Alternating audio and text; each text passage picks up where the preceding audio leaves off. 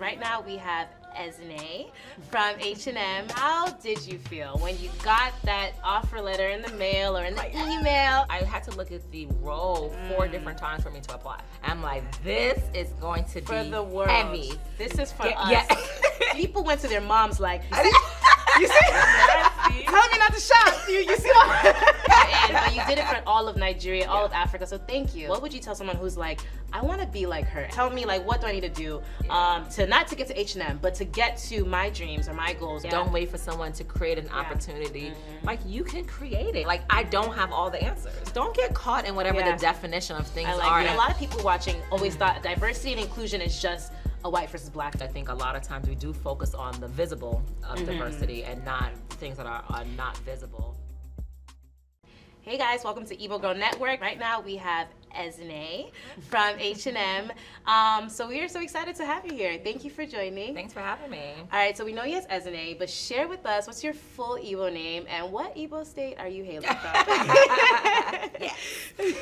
So yes, I'm Ezinne Kwubiri and I'm from Abia State and I actually just got married into Imo State. Imo State! All over. I love it. So can you share a little bit more about your background? Like, what was your educational track record and everything? Because no one goes to school to become what you are doing right now. And it's only by the grace of God, of course. But what did you study in college? Yeah, no, it's funny how now like the education system is changing in order for like to have roles like this. Yeah. And I don't think there's a traditional path to it whatsoever. So I was born in Nigeria. Okay. So I was in Nigeria for a few years, and then we moved here when I was about like 6 years old. So very, very young. And we grew up in the Bronx. And so I'm a Bronx girl. They started in the Bronx. Yes. So definitely a Bronx girl. And I actually we were in New York and in the Bronx our entire lives until I decided to go to college. And that's when I moved to DC to go to Howard University. HU. I rep hard. So while I was there, so actually let me take it back a little bit. So in school, I wanted to be so many different things. Like, funny enough, I was actually a very shy little girl. Yeah. No one. I know everyone was like, you should. Yeah. I was a complete introvert. I was really quiet. And then I think of when I got to high school, it started, and I was really involved in student government. I planned out prom. I planned out senior trip. Yeah, because then I got into like all this planning stuff. Then I started doing. I sang in the choir. I played an instrument. Yeah, so I really started to come to life at that point. And while I was doing that, every couple of months, whatever I wanted to do changed. So then when I was starting to go to school, I was like, okay, let me just major in accounting. So I know another random, imagine my family. Yeah, it's like, are you sure? Because you know you might change again. Because they only know like doctor, nurse, engineer. Engineer. That's so when I was even saying entertainment law, they was like, what in the world is that? So as long as it's lawyer. So then I was like, okay, I'll do accounting because accounting is a foundation of business. And then I can figure it out from there. And that's really what I did. So when I graduated, I knew I did not want to be an accountant at all. At least you knew. Oh yeah. I stuck with it because I was good at it. I was good at math. I was good at strategy. But I kept trying to figure. I'm like, what is this gonna look like? Because I do not want to do this at all. But even my first job was consulting accounting role. Wow. Yeah. Wow. So I stuck with it for a while, still trying to kind of figure out what can I do with it. Okay. And then I guess that kind of really then pivoted into my way. I was in DC for a while after I graduated, did consulting, and then had this urge to come back to New York. Okay. And really, I was just applying online. A friend of mine that I worked with in the accounting firm was like, oh, I just got a job at MTV. I was like, huh? How you do that? I was like, doing what? Wow. And she was like, accounting. I was like, really? Wow. Because I think just like as your brain, and you happens think of very rigid. You think of that very rigid. You're not thinking about how your business degree can work in an entertainment, fashion, whatever it may be. Yeah. And then I was like, okay. I was like, well, let me see what's up. And then interview process, got hired, moved, and then I spent 11 and a half years there. Wow. Yeah, which is still so absolutely insane to me. Wow. So because I'm only 12. Yeah. I'm like 21. So, okay. I was like, how much? So you mentioned in one of your premier Instagram posts, you mentioned you used to work for Viacom. Yeah. So share with that journey, you know, because Viacom is known for all that it does. But you mentioned something. You said, you know, it's very competitive and it's a thriving company as well. So how did you even get there to not even just H&M, but what made you leave Viacom, or why did you even stay so long? And what was that like? You know? And I think I get that question a lot because I think just in our generation, people are not staying at their employers that long. It just changed. I think in our parents' generation, people are easily there 20, 30 years, but us, I think we're always looking for something new and something fresh. I stayed really because that new and that fresh kept coming within. It was in the house that I was in, so there was no need to start looking outside for something else. So I tell people, if it's working for you, it's fine. It's working for you. It doesn't have to look like everyone else's journey.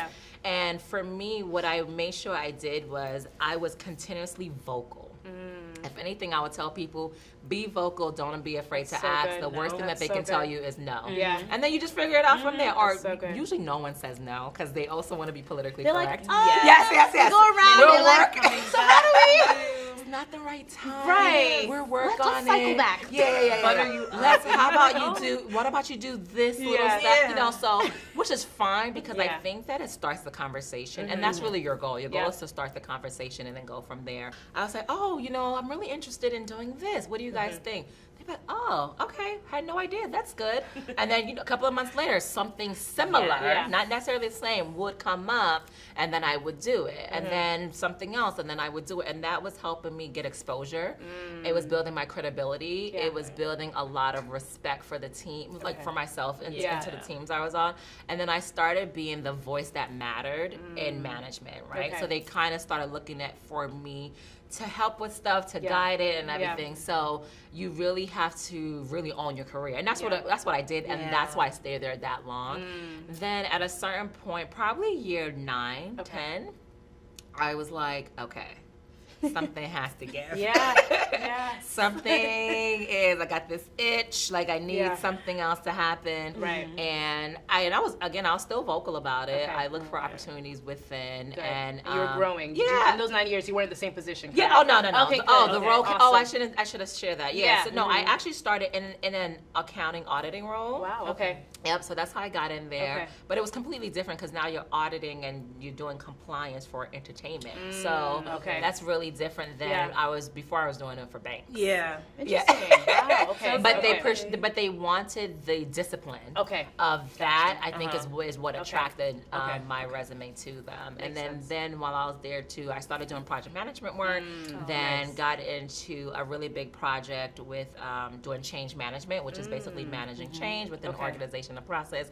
And that led to a lot of the diversity and inclusion work that I was started doing as well. So and then I had the opportunity to do a lot of projects abroad.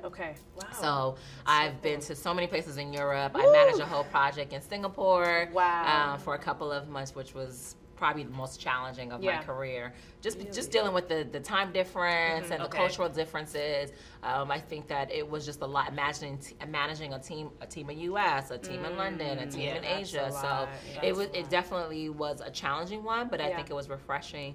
So like year 9, 10, I was like, all right. Not really getting what I'm asking for. I'm not really seeing where my department is going. Not really seeing opportunity because, to be honest, in order for you to get to the next level, someone else may need to shift. Another role may need to open. And that's why the role. That's why I said so and that's why I keep saying, like, people have to also be realistic with their acts. If I'm asking to be a VP and the VP is still there, that is such a big thing. Like, where are you going? That is such a because a lot of people don't know how to move up in the corporate ladder. They're not. You don't need 10 VPs for this one department. So I think you have to be realistic with where the business is as well, and then. So I think the challenging thing is I didn't know exactly what I wanted to do. I think that if I had to sum it up really quickly, what I wanted to do, I wanted my role to be very impactful, very influential, externally facing. You was just checking off put me in the CEO position. Basically, you're just summarizing. And basically, I want to be the CEO. Okay. I love it. It's so phenomenal. I tell people all the time, I'm like, I have a whole testimony. Whenever anyone's ready, I'll give it to you. We're ready. I love it. Oh my God. And then I wanted to make sure, and I did want it to be challenging. Okay. And I wanted it to challenge me to grow. And I wanted to be cored around people. Okay. So that's real. And then so I really just took that and just started looking around and forgot about like what the title was, forgot about what the actual company was, but really diving into the description. You know, so I will tell anyone that's in HR, listen, please make sure you do a really good job with these role descriptions. Because sometimes, wait, why? Is it too vague? Is it too vague? It's so fluffy. It is. And I know it takes a lot of time, but it made me not apply for some jobs that I probably would have been fantastic at. Wow. Okay. But when even with my job at H&M, it took me, I had to look at the role 4 different times for me to apply. But I knew last year for sure was my last year. Woo. Regardless of wherever it was going to be. Yeah. I knew that I finished there. So just because it just hit the glass ceiling. Yeah. And you stayed, and that's the biggest thing. Tenacity is so big. Like you said, our generation is very popcorn. So if we don't see things like quick, we're like, oh, on to the next one. And it's like, you just got to sit a little and grow, not just sit and be stewing, but And companies know that. Now, coming to your end, what were some lessons? I know you were getting to the end. You're like, oh, we're going to go. But what were some lessons you took from MTV, like moving on to H&M? Definitely, I would say this: working hard and getting the work done as it's written is not always going to be your goal, your key to the next role. Like I think it takes a little bit more than that, especially where I was in my career, because I was at the middle management role, right? So the next one was upper management. So if you think about someone that's in upper management, they're looking for a leader. If you're at your computer and you're just getting your work done and you're hitting submit, how do they know that you're a leader? So you're an executor. You're getting the work done. You're probably brilliant. But they don't know that you're a leader. They don't know how you necessarily work with people. So I think what I really learned is the power of networking, the power of an axe, just to tell, and the power of just storytelling, just telling people, hey, do you know I'm working? And I used to do a whole lot of stuff outside of work too. So I'd be like, oh, do you know I'm working for this? Oh, do you know that I just helped do a celebrity fundraiser for this bowling, for this nonprofit? Hey, do you know that I just did this? Because I think it made people like, oh, wow. Like, I had no idea she was doing all that. And she's so well-rounded. And she's really into people. She's really supportive. So I think that those are the things that I've learned is the power of storytelling, the power of the axe, and understanding that you need to show how you're a leader. So I think that that's really what it was. So even with that leadership role, I mean, like, we're in this era of, like, black girl magic. So, if you ain't exuding it, what are you doing? But like, unfortunately, a lot of these amazing brands that we all love, last year, 2018 was like the major hit year for backlash with, racial slurs, and unfortunately H&M was one. So as a black woman, as a Nigerian, and of course Igbo, how did you feel like, listen, this leadership skill, I'm gonna step up, not just to any plate, but to the plate that took the most hit, and everybody, we saw, and just from some stores got really actually hit. Some people were boycotting on Instagram, social media. They weren't having it, even though it was a very innocent, mislook, but it did a lot. So how did you feel like, listen, I'm gonna be the one to step in and get my hands dirty? I think we need to remember too, before I joined, and it was still just a couple of months ago, I was a customer like everybody else. Like I saw it the same way everyone else did it. And I had that like, holy crap moment. I think like majority of us everyone like, did that really like, happen? Do I still shop there? Like a little bit of like a disbelief or even like a, oh my God, here we go again type of moment. And I think like even sitting in the role now, I don't try to deny that and I don't try to make small of it. But I think that what it taught H&M and what it tells the world and other companies is the fact that you really have to be intentional with making sure that you do have the right people in the room. And it's not because it's not for anything that's cliche. It's not because I think I said this recently. It's not a trend. It's not something to do for the moment. It's really something that is going to be a huge change in the way that you do business, and it optimizes your business decisions and the end goal.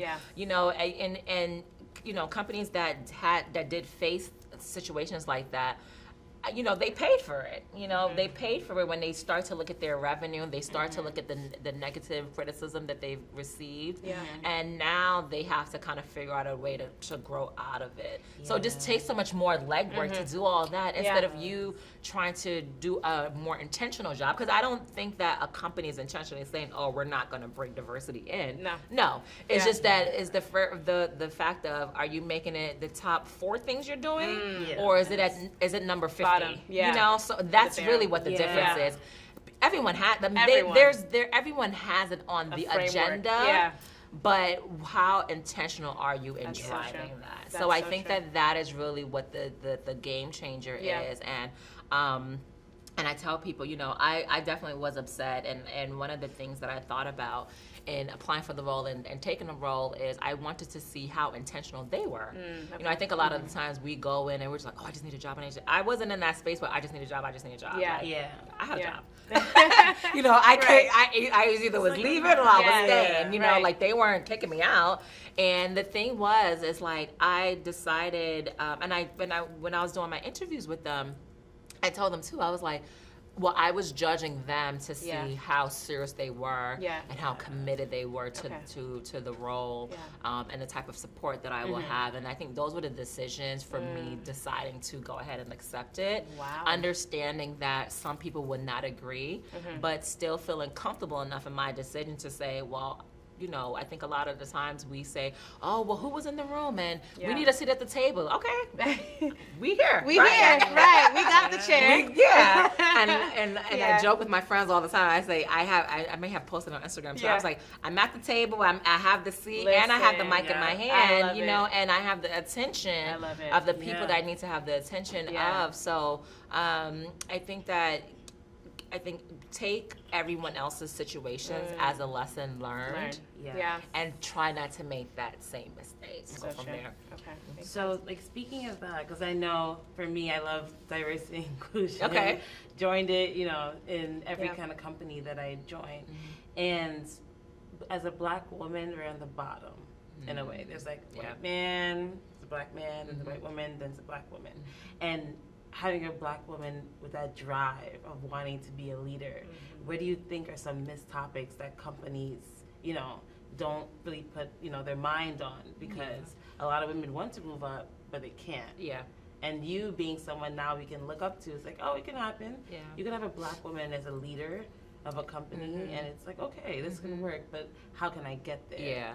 I think that the thing that I noticed a lot is people need to see themselves in leadership in order to know that they can get there and that they want to be there. You know, I think it's really hard where if you have an organization, everyone on the C-suite is a white male, and you as a Black female, you as a white female, an Indian female, like you're going to be like, I would never get there. I don't see myself there. And then what happens again, you end up losing your top talent because they don't see how they're going to get there. They're going to look at the organization and say, okay, yeah, this is a great organization. I'm at the top of my career. I would love a promotion, but no one up there looks like me.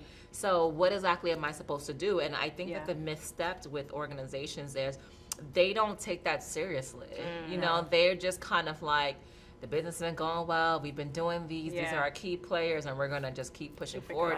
And I keep telling people, I'm like, the way that the world is now, people are going to companies to work for and to spend their money with that has a certain degree of values. That's true. Like, values is playing such a larger part in the way that we engage with companies that it probably definitely wasn't like that before. I don't think we cared. I mean, as long as it wasn't anything too crazy, I think we just like did whatever we did. We did. But I think now people are very intentional about who they work for. And if they don't see someone that looks like them, then they're not going to go there. You know, I think that when we're thinking about diversity, I think a lot of times we do focus on the visible of diversity and not the things that are not visible. And I think that we need to pay attention to that too, you know. But I think the difference is every organization needs to define their own definition of diversity and what are their priority areas for them. And then also I think your geographical location matters too. So as we were talking about like Igbo women and being Nigerian, you know, if we go to Nigeria, what, 98% of everybody's black, Listen, right? Right. It becomes a tribal thing and representation in different tribes. So you see what I was talking about, the non-visible diversity, right? So maybe you're talking about how many Igbos do you have versus how many Yorubas do you have? Or I thought, honestly, and a lot of people watching always thought diversity and inclusion is just a white versus black thing. Oh, yeah. And you now have brought a picture to our audience as primarily Nigerian, or even like, you know, whatever race we come from. It's also a tribe thing, or it's also a representation of genders, of course. Yeah. That is I think probably so ageism amazing. is a big one in Nigeria too. Ageism is, if you're below 30, just sit down. You don't do anything. I'm like, most of us are been here for 30 years. Yes. Like, what can you tell me? And it's you know, I don't want to get too much into politics, but just even looking at like the political race in Nigeria, like I think that's evident of the fact that you need diversity in there. And whoever is elected really should take key of the fact that, you know, in Nigeria they have the Not Too Young to Run bill that was started last year, and take heed to, okay, if I am the president, what am I doing to make sure the youth is being heard, and who can I appoint that is youth 30 and 25 whatever into my cabinet in order to show the diversity, right? And and in my role too, one of the things that people always ask me, like, so what does your day-to-day look like? I'm like, which day of the week of the month? Like, I like ask me at 7 a.m. when I wake up what my day looks like. I'm like, I don't know. I'm sure. But one thing that was very important to me, and I expressed this to my boss, is to make sure that I had the opportunity to get in the ground in the field and connect with the people. I wanted to make sure that even though I sit in the corporate office in New York, that I can go into a store, that I can talk to sales associates, I can talk to store managers, district teams, regional teams, because the sales advisors are the ones that connect to the customers first. That's very true. You know, so like we're just in the offices. Exactly. They're the ones. But they're the ones. And to your point too about some of the stores getting disrupted and ruined and damaged, they're the ones that dealt with that. Before anyone else did. So how are we supporting them? How are we making sure that we're listening to their voices and their concerns, and we're supporting whatever transition that store may be going to? So I make it a point to even if I can't physically be in these places, to make myself available. As much as I can, like via email, text messages and stuff. And it's starting to be a huge benefit where people are confiding in me and looking towards me for guidance and support. So I would encourage any leader to do the same thing. I know how it is because I am completely busy. I completely get it. But you really have to find some time to just be like, let me get the pulse of the people. What are the people saying? And it's the same thing that I would encourage for any politician in Nigeria. Take a second to get the pulse of the people, like understand what they're saying and what their needs are, and not build the strategies just because you're looking around out your window. Your window, my window is not the same. Not the same. It's not. So we have to ask you this ticket question. How did you feel when you got that offer letter in the mail or in the email, H&M in all red print, you know, and forget the backlash they had. We shop at H&M. I mean, like, listen, H&M expired. But, you know, other than the high end, because Nigerians, we love to pop out in labels, but be humble. We all shop there. But, you know, how did you feel when you figured, like, now ball's in my court? I can tell them if I want them or not. Like, what was that moment like? I mean, and I know it wasn't just recently. I'm sure it happened like sometime. Give us a window of time when it happened, like a month. But how did you feel? Like, no, it was a couple of months. So it was a couple of months. Well, the process, I think like what happened is, especially the level that I'm at and I was going to, Yeah. right? It's not just you do an interview and then they call you the next day, you got the job. Multiple rounds. It's so many conversations, and but what I appreciate about it is meetings. I didn't feel like I was being interviewed. It's literally what we're doing now. We're having key discussions about, well, what do you think and what happened, and what do you think and what happened, and how can we support each other? So it was true dialogue amongst business professionals. You know, that's really what it was. Remembering in the back of the mind that we're evaluating each other and trying to figure out. But you're still judging. So to be honest, I did forget sometimes. You're like, I'm casual and I'm a talker, so I'm just kind of like, like this is me. You like this or you don't like it. But when I finally did get the call and the letter and everything, I was like, okay. You know, do the shaka. We did it for the culture. We did it. It took a whole village. I'm telling you, I'm sure. Because I'm sure your clothing was nothing less than H&M clothing. You had a... Shout out to all my friends that helped and got on the phone. I love that. Encouraging. That's so amazing. Or telling me, girl, heck no. I immediately thought to myself, I'm like, Ezinne, this is a game changer. This is going to be, especially in the Black culture. Yeah. I'm like, this is going to be the world. Heavy. This is for us. You did it for us. I'm like, this is heavy. This is a game changer. Yeah. And then I think it started to sink in. It was like, holy crap! Like, I just changed it. Are you ready for even what this is about to be like? Wow, that's amazing. And then, but I was ready. You know, I was ready, and I wasn't naive to how much work it was going to be. Okay. I think that I was definitely ready for it. But you know, once it's happening though, you're still just kind of like in the moment. You know, my title sounds very grand, and I love it. It's great. Yeah.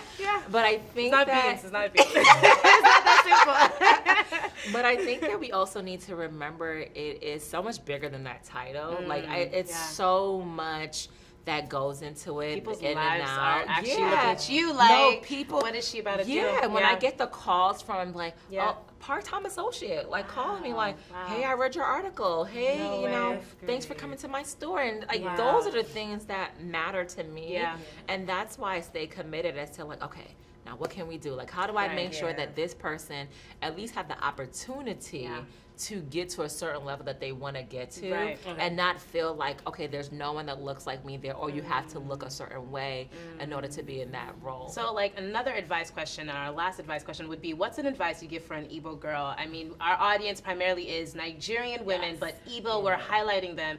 And in this, month of just Igbo Girl Trailblazers, what would you tell someone who's like, I want to be like her? And there are so many women who are I know you didn't expect it, but there are so many who, people went to their moms you see? Tell me not to shop. You see what? So what would you do?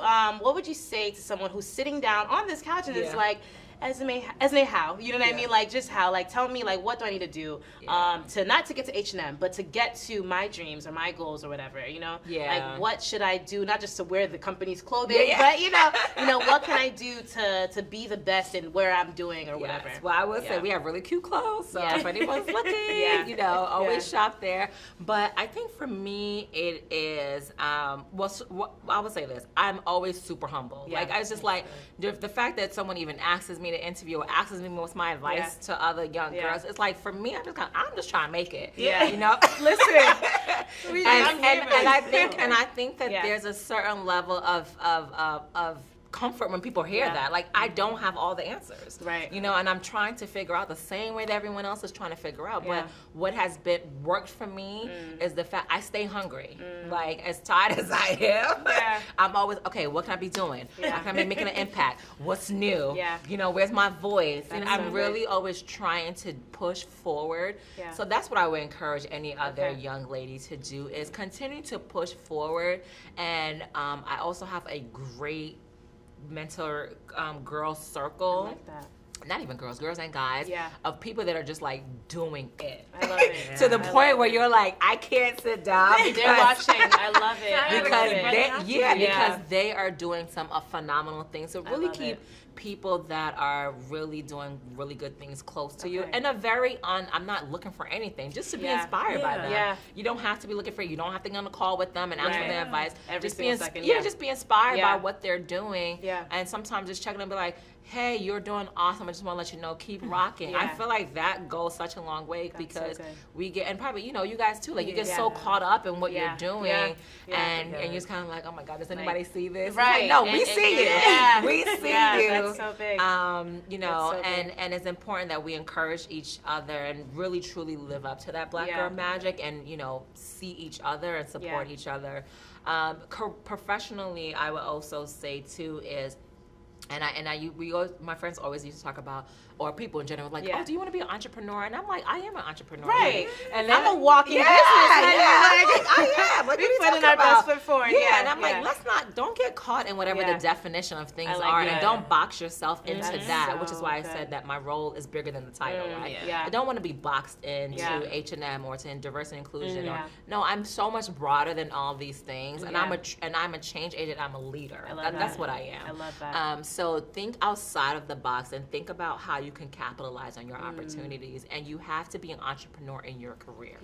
You own it. Don't wait for someone to open up the door. Don't wait for someone to create an opportunity. Like, you can create it. And let's not get that confused as to you need to start a business. No, that's what I'm not saying that. Right. I'm just saying that find an avenue and find an opportunity within the opportunity, and really be kind to yourself and recognize that you have your own journey, you know, and I think that that's hard. And comparison, with social media, and gotta turn your phone away, you know, take a breather. It's a lot. It's really, especially in Nigeria. What? Yes. Oh, you know, I'm Chama, I'm a dad. Oh yeah, absolutely. It's so, because even when I was home in December and just everyone just being, oh, let's take a picture. I'm just like, can we just be in the moment? Yeah. Let's just be. I hear you. Trust me, I want to post. Right. Trust me, I want people to see what I have on. Of course. But you remember these moments. Yeah, but I think you really need to Stepping hold those moments and be kind to yourself and be gentle and just be like, and appreciate your journey. Yeah. I think like earlier in 2018, which is why now is just so phenomenal. I actually had a really rough year. It got better more. The end of Q3 is probably so like more in that like August-ish, and it had nothing to do with job. Like it was just kind of like just lost, just kind of really figuring out like what I wanted to be, where I wanted to be. I just was like, I don't know where I'm going. Everything around me was just very dark, and I really wasn't in a good place. But I hope that sharing those things show people that like don't get caught up in all of the glam. You know, like there are hard days where it's like you're tired and you don't know what's next and you're in a very dark place. But I think that what I did was really keep my faith alive and really found myself like intentionally, I keep going back to that word, doing things and being present and making a change and not just really like dwelling in it. I think you do give yourself an opportunity to be in that space, but then afterwards pick up from there.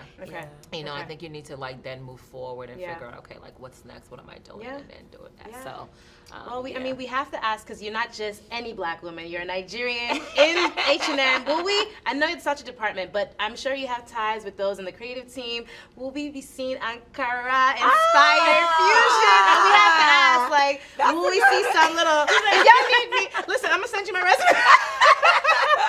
But we have to ask, like, you know, maybe will you kind of bug in there, because I feel like that will start a wave of more support from us if we see, you know, little tribal stripes.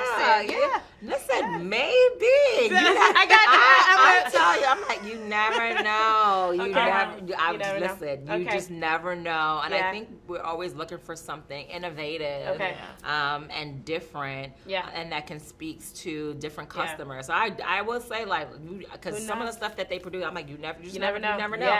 The funny thing is, I was telling one of the teams, I was like, wait, I don't think we're in Nigeria. No. They were like, you're not, and I'm like, so start it. Are they in Africa at all? Yeah, they're South Africa. I thought so. South Africa. Who do I need to talk to? Yes. All I need to brother. Head me in the right direction. Yeah, I can, you know, we can go scout, you know, we can look around. Like, we can Lagos has IBM. They have, And it was so funny. And when I said it, they were like, and I literally, the same thing I just did with you, they were like, that may be an idea. That's why I said you never know. You never know. Which is why I take all ideas and try to filter them through. I'm like, you never know. So hopefully we'll be in Nigeria soon. You know, I love it. I love it. Dope. It would be amazing.